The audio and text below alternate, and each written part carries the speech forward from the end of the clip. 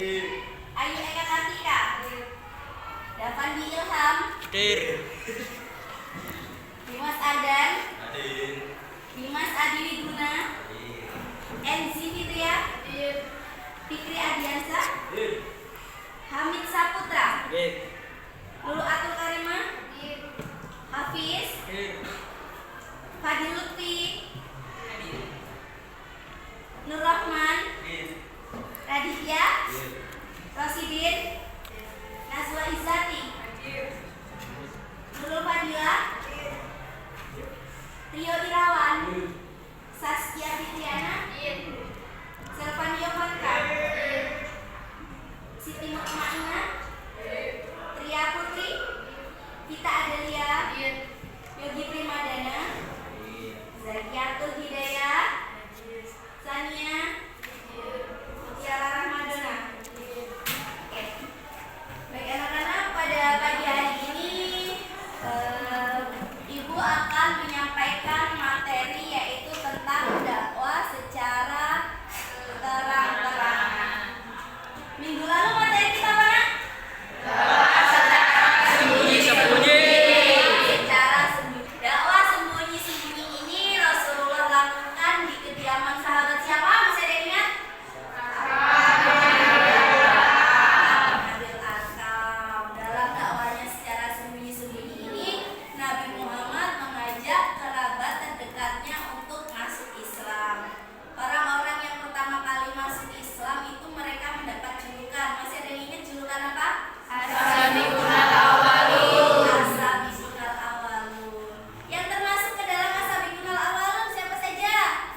Ya, Siti Khadijah yaitu istri Nabi Muhammad. Kemudian yang kedua yaitu Ali bin Abi Thalib. Selanjutnya siapa?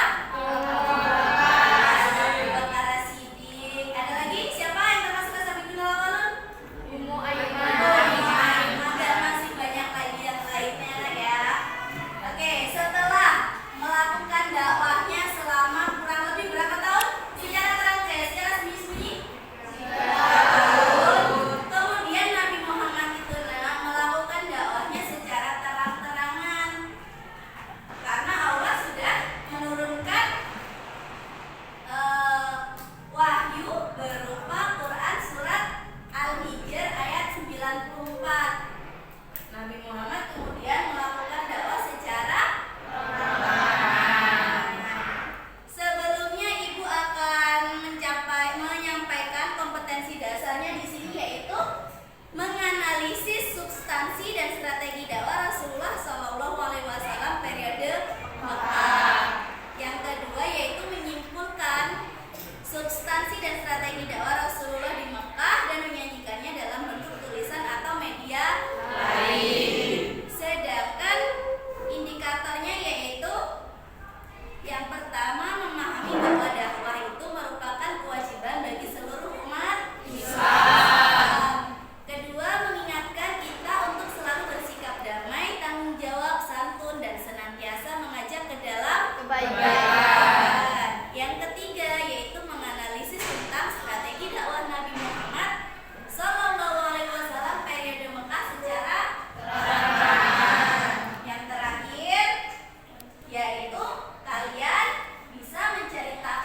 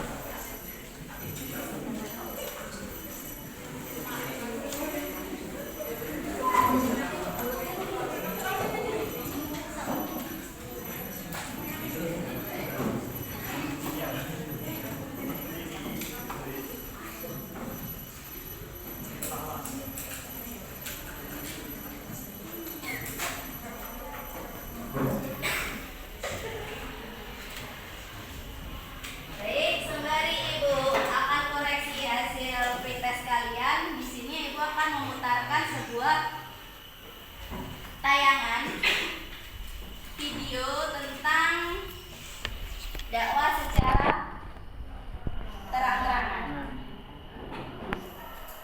LKS kalian ada kan ya? Sesuai kayaknya ini sama materi yang ada di LKS. Silakan boleh dibuka, diamati.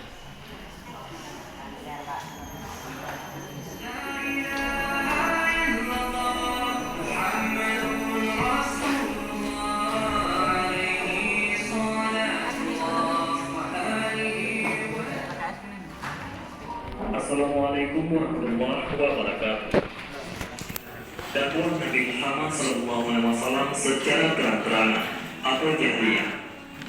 Fase ini ditandai dengan wahyu dari Allah Subhanahu wa Ta'ala yang berisi perintah untuk memperingatkan kalangan keluarga beliau Sallallahu Alaihi Wasallam, sebagaimana firman Allah Subhanahu wa Ta'ala, dan berilah peringatan kepada kerabat-kerabatmu yang terdekat. Quran Surat Asy-Syu'ara ayat 214. Setelah turun ayat tersebut, yang Rasulullah lakukan adalah mengumpulkan saudara-saudaranya dari kalangan Bani Hashim. Maka berkumpullah sekitar 45 orang dari sukunya. Rasulullah SAW segera menyampaikan misinya. Segala puji hanya milik Allah. Aku memujinya, memohon pertolongannya, beriman dan bertawakal kepadanya. Tiada Tuhan yang disembah kecuali Allah semata, tiada sekutu baginya. Sesungguhnya, aku adalah utusan Allah yang diutus untuk kalian secara khusus, dan kepada seluruh umat manusia secara umum. Demi Allah, kalian akan mati sebagaimana kalian tidur, dan kalian akan dibangkitkan sebagaimana kalian bangun dari tidur, dan perbuatan kalian akan diperhitungkan. Di sana ada surga dengan kenikmatan abadi, atau neraka dengan siksaan abadi. Lalu Abu Talib berkata, kami senang menolongmu, kami juga selalu menerima nasihatmu, dan sangat membenarkan ucapan-ucapanmu.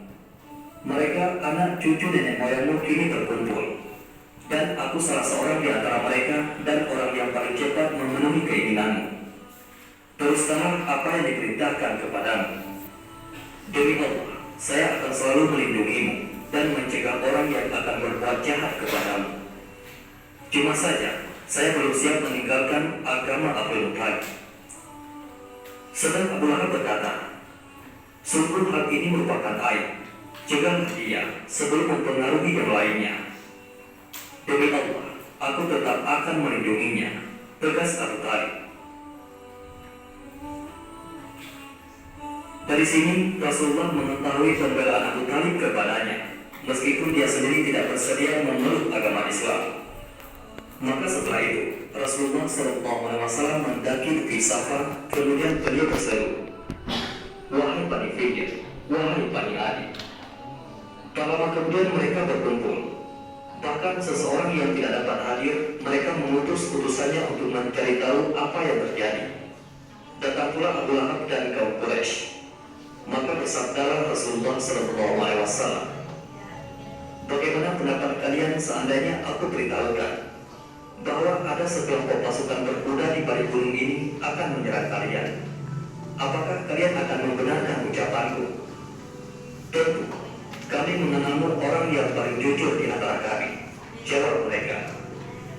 Maka Rasulullah SAW bersabda, sesungguhnya aku adalah pemberi peringatan untuk kalian sebelum datang azab yang sangat pedih. Celakalah engkau selama-lamanya. Untuk inikah engkau mengumpulkan kami, hardik Abu Lahab. Maka turunlah ayat, binasalah kedua tangan Abu Lahab. Quran Surat Al-Lahab. Di saat seruan Rasulullah terhadap kerabat beliau menjadi bahan pembicaraan, turunlah wahyu Allah Subhanahu wa Ta'ala untuk mempertegas misi dakwah Rasulullah kepada seluruh masyarakat. Maka sampaikanlah olehmu secara terang-terangan segala apa yang diperintahkan kepadamu, dan berpalinglah dari orang-orang yang musyrik. Quran Surat Al-Hijr ayat 94. Maka Rasulullah SAW semakin mempertegas misi dakwah beliau kepada seluruh masyarakat Mekah waktu itu. Beliau sampaikan segala balok kesyirikan, hakikat berhala-berhala yang disembah dan nilainya yang rendah. Beliau jelaskan bahwa siapa yang menyembahnya sebagai perantara antara dirinya dengan Allah Subhanahu wa Ta'ala adalah kesesatan yang nyata. Mendengar hal tersebut, meledaklah kemarahan masyarakat Arab.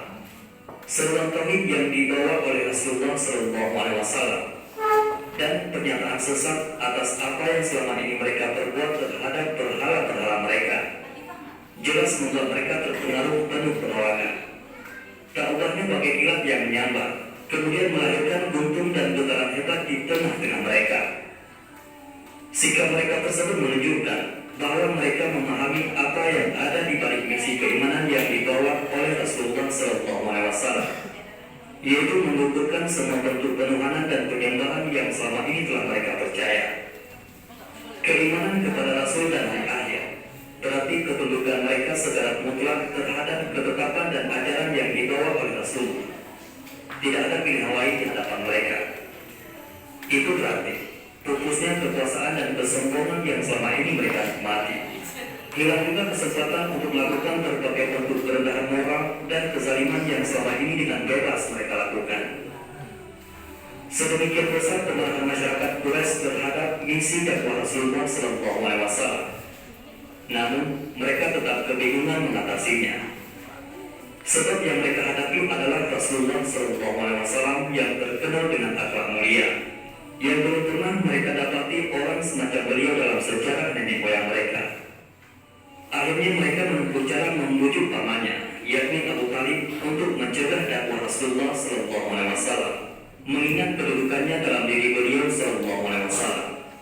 Namun Abu Talib menolak permintaan mereka, sehingga Rasulullah SAW tetap dapat meneruskan dakwahnya.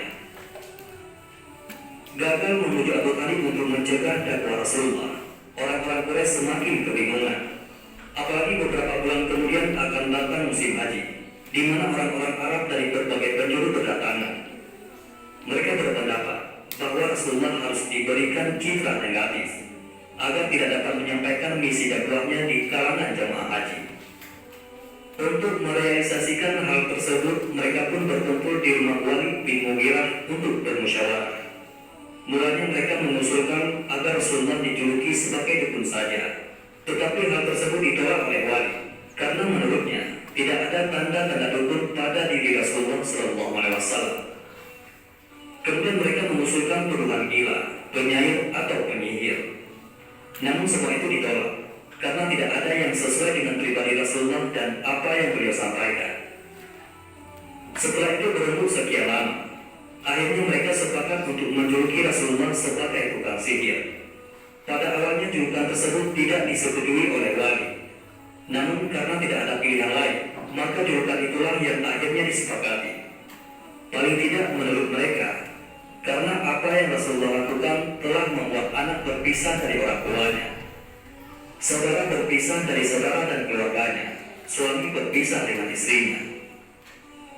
Setelah mengambil keputusan tersebut, maka ketika musim haji tiba, kaum musyrikin Arab dengan segera berjaga-jaga di setiap jalan yang menjadi pintu masuk ke Makkah, dengan tujuan memperingatkan setiap orang yang datang agar tidak mendengarkan dakwah Rasulullah SAW.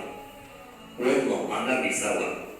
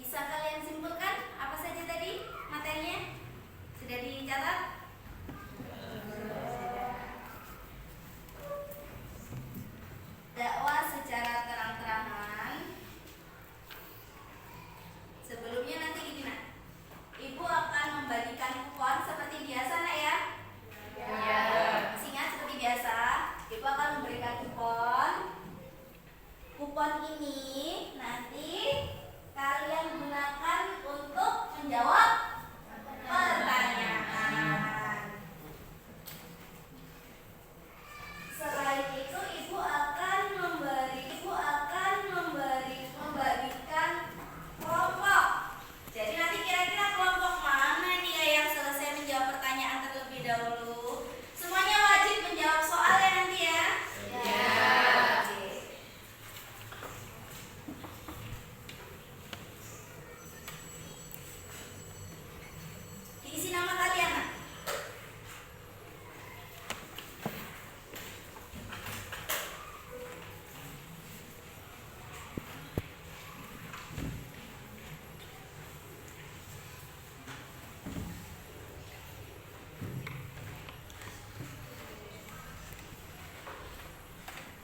sakit, Hamid?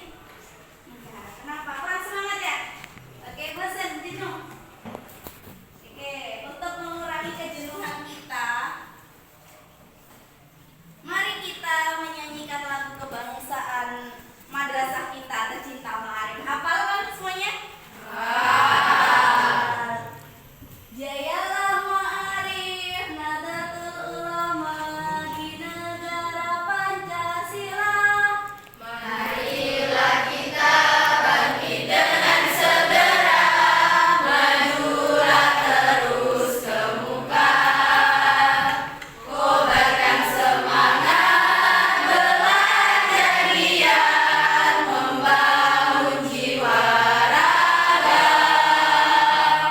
Marilah kita tegakkan cita-cita, menuju masa yang jaya.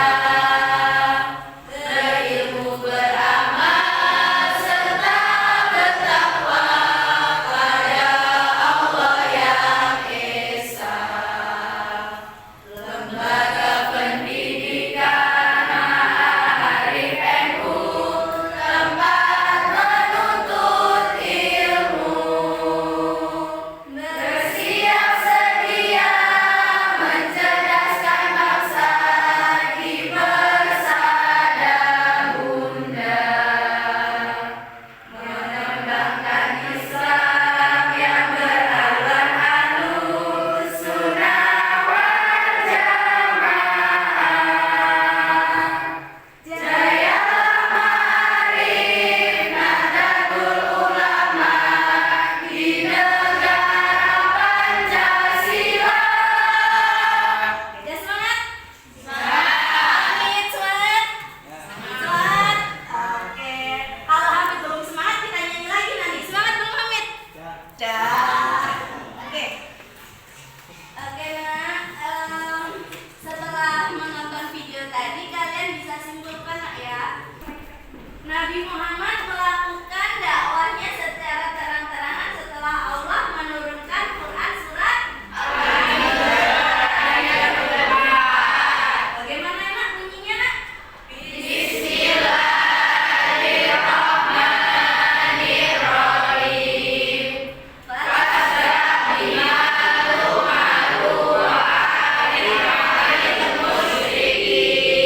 Yang artinya maka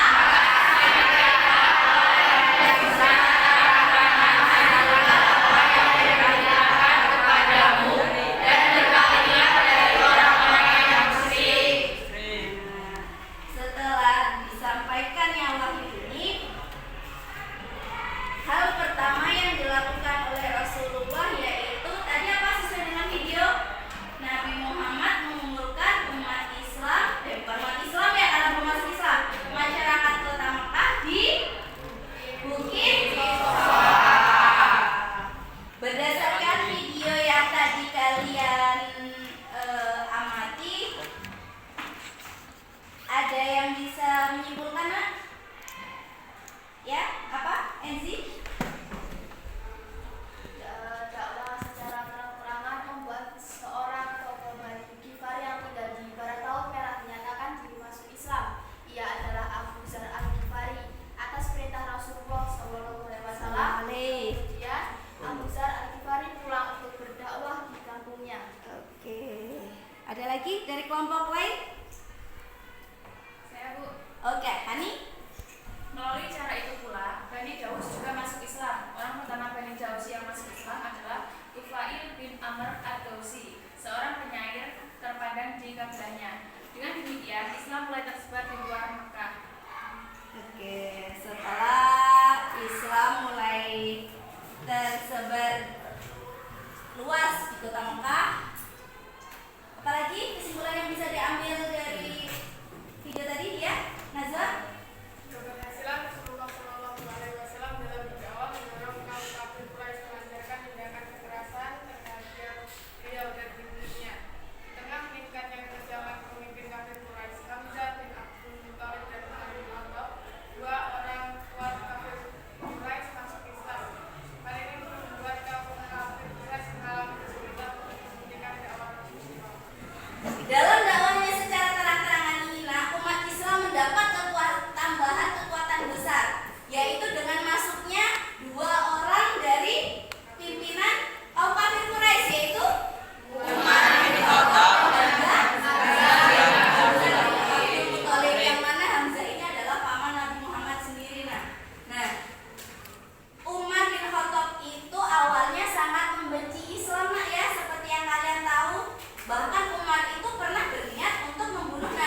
Muhammad SAW. Masih ingat cerita tentang masuknya umat Masih. ke dalam Islam? Oke. Nur Rahman bisa ceritakan sedikit, Nak? Boleh, Bu. Boleh, silakan. Pada saat itu Umar bin Khattab ingin membunuh Nabi Muhammad, tetapi bertemu dengan Zaid bin Abil Arkam. Iya. Lalu Umar bertemu dengan Nu'aim bin Abdillah di tengah jalan, dan Nu'aim bin Abdillah bertanya, apakah kamu mau kemana? Terus Umar bin Khattab menjawab, aku mau membunuh Nabi Muhammad di tempat Arkam bin Abil Arkam. Lalu Nu'aim bin Abdillah menjawab, bagaimana kamu membunuh Nabi Muhammad sedangkan adik kamu saja pengikut setia Nabi Muhammad? Siapa adiknya namanya? Fatimah. Oh, Fatimah, iya. Lalu Umar bin Khattab pulang ke rumah dan ingin memarahi Fatimah. Tetapi pada saat itu Fatimah sedang membaca Al-Quran surah At-Thaha ayat 1-8.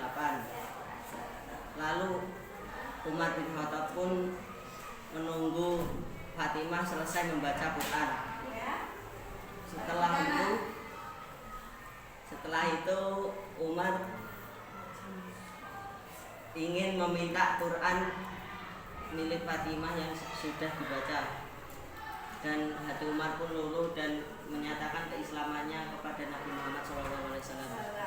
Nah, seperti itu yang dibaca yang dijelaskan oleh Nur Rahman, bahwasanya Umar bin Khattab itu luluh hatinya ketika adiknya yaitu Siti Fatimah sedang membaca Al-Quran, yaitu Quran surat At-Thaha ayat 1-8. Setelah Umar bin Khattab masuk Islam, ya, umat itu mendapat julukan Al-Faruq. Artinya apa, Al-Faruq?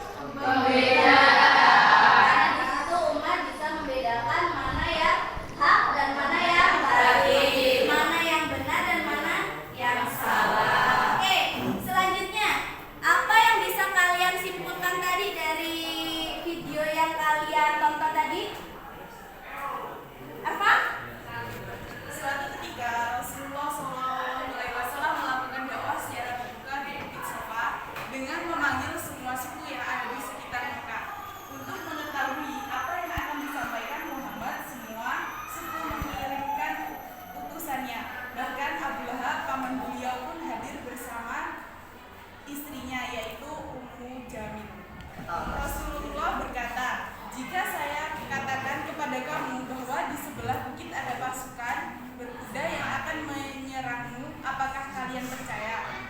Lalu masyarakat menjawab, kami semua percaya, sebab kamu seorang yang jujur dan kami tidak pernah menemui kamu berdusta. Lalu Rasulullah berkata, saya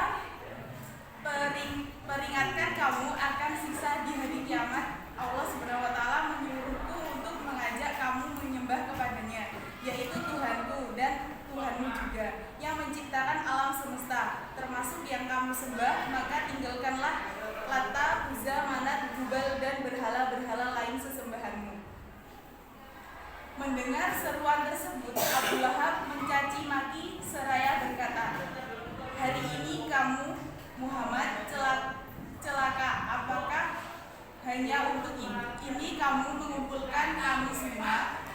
Selanjutnya Rasulullah SAW termenung sejenak memikirkan reaksi keras dari kaumnya yang menentang dakwahnya. Kemudian turun wahyu yang menerangkan bahwa yang celaka bukanlah beliau, tetapi Abu Lahab sendiri. Allah SWT berfirman dalam Quran surat Al-Lahab ayat 1-5. Nah, di situ ya. Jadi ketika Nabi Muhammad mengumpulkan masyarakat di Bukit Sofa, di situ Abu Lahab mengejek Nabi Muhammad. Apakah hanya untuk ini kami semua dikumpulkan? Dan mengolok-olok Nabi Muhammad, Nabi Muhammad akan celaka. Sedangkan oleh Allah turunkan, Allah abadikan kejadian ini antara Nabi Muhammad dengan Abu Lahab itu dalam Quran surat Al-Lahab ayat 1-5. Hafal, Nak? Hafal. Bismillahirrahmanirrahim.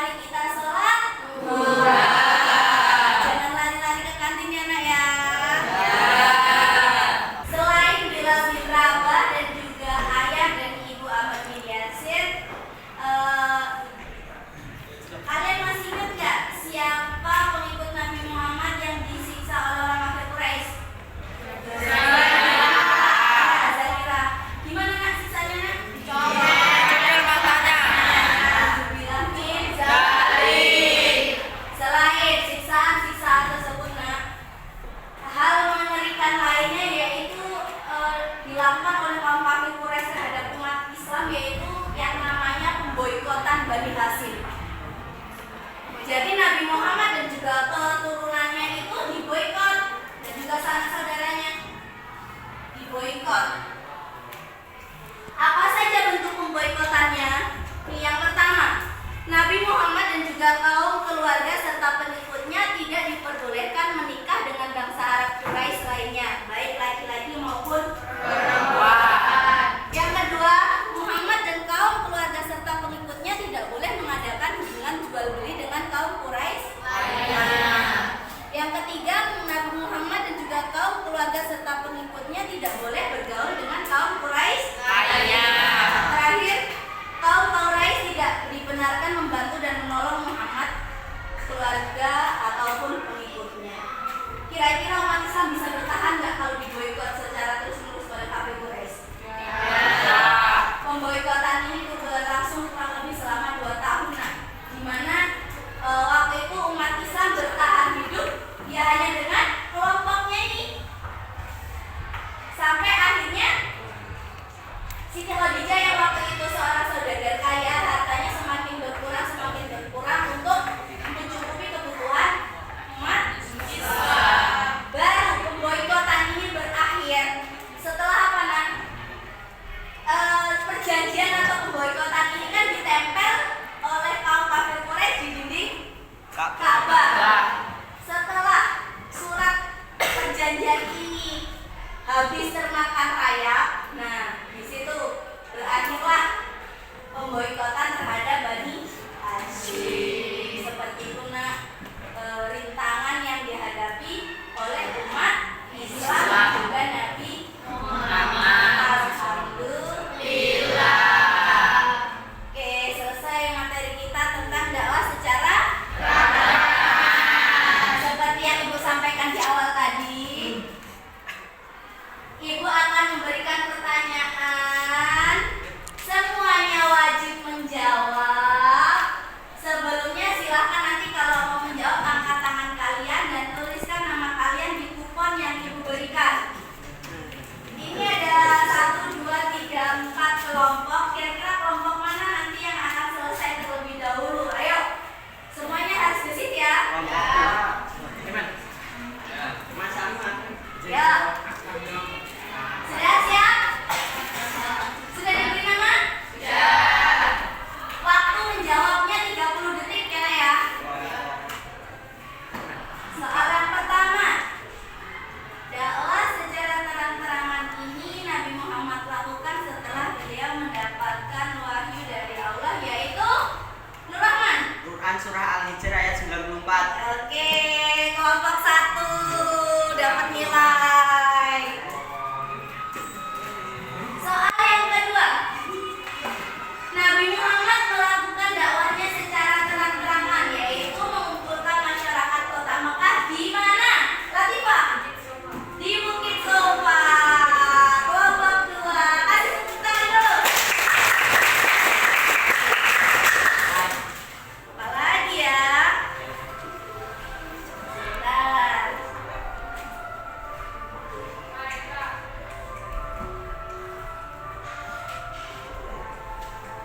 Dalam dakwahnya secara terang-terangan, umat Islam mendapat kekuatan besar setelah masuknya tokoh kaum kafir Quraisy.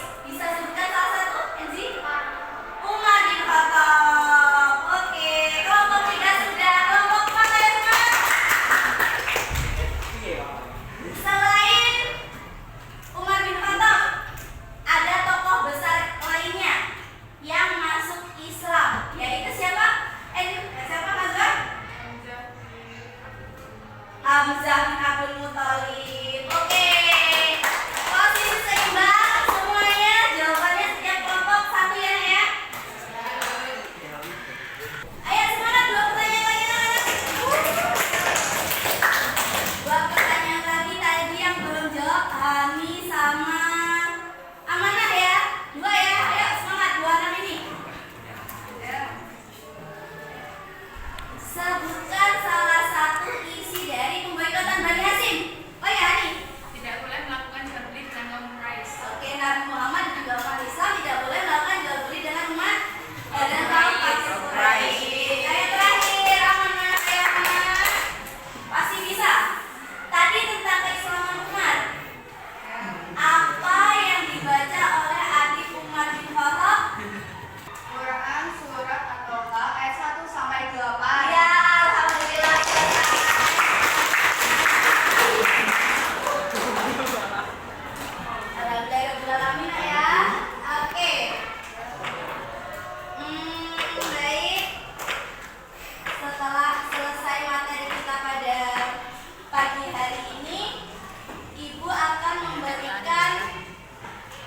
hari ya nak. Siapkan buku tulis kalian. Ibu akan memberikan waktu 15 menit. Silahkan jawab pertanyaan yang ibu tampilkan di gambar.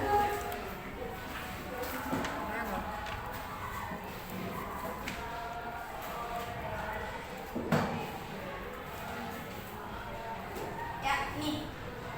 Lihat anak.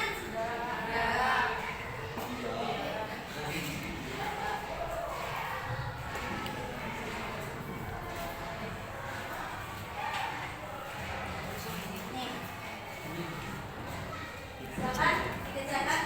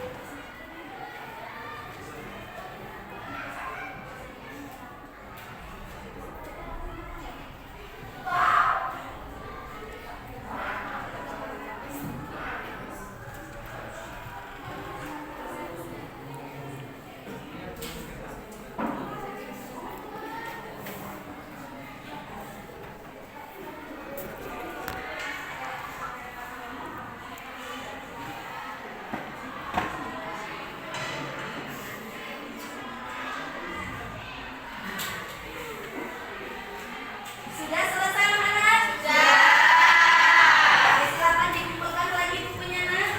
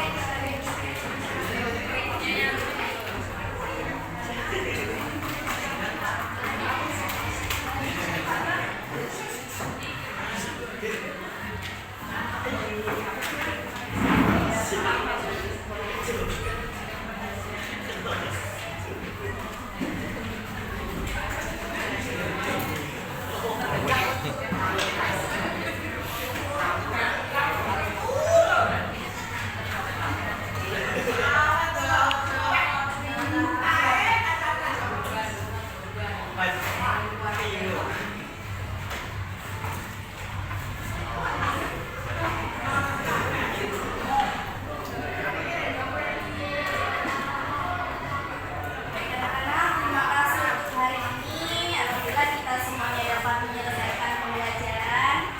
Bisa diambil kesimpulan bahwasanya dakwah Nabi Muhammad secara terang-terangan ini dilakukan oleh Nabi setelah beliau mendapat wahyu yaitu Quran surat Al-Hijr ayat 1. Meskipun banyak rintangannya yaitu dengan disiksanya para pengikut Nabi Muhammad seperti siapa tadi? Bilal, Sumayyah, ayah ibu Ammar bin Yasir, kemudian Zainab. Hal itu tidak mempengaruhi semangat juang Nabi Muhammad dalam berdakwah. Materi kita minggu depan yaitu tentang peristiwa-peristiwa penting apa saja yang dialami Nabi Muhammad selama di kota Mekah. Salah satunya yaitu hijrahnya Nabi Muhammad ke